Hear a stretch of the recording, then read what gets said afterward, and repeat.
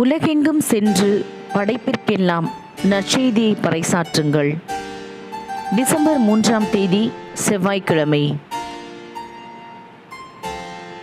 திருவருகை காலம் முதல் வாரம். புனித பிரான்சிஸ் சவேரியார் அருள் பணியாளர், இந்தியாவின் பாதுகாவலர் விழா. மறையுரை சிந்தனை. புனித பிரான்சிஸ் என்றாலே பல்வேறு பாமர மக்களின் வாழ்வில் விளக்கேற்றிய ஞான தந்தை என அழைக்கப்படுவார்.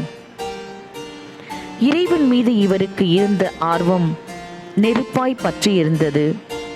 அல்லும் பகலும் தமிழகத்தின் கடல் சார்ந்த பகுதிகளில் இவருடைய பாதம் மறைத்தூது பணியை திறம்பட செய்தது. இறைவனால் அழைக்கப்பட்ட ஆன்மா இவரை பிறருக்கு காண்பிக்க தன்னை முழுமையுமாக மறைத்து கொண்டது. ஜெபம், தவம், தானம் என்ற 3 கோட்பாடுகளையும் தன் இறைப்பணி வாழ்வில் நிறைவாக பயன்படுத்தியவர்.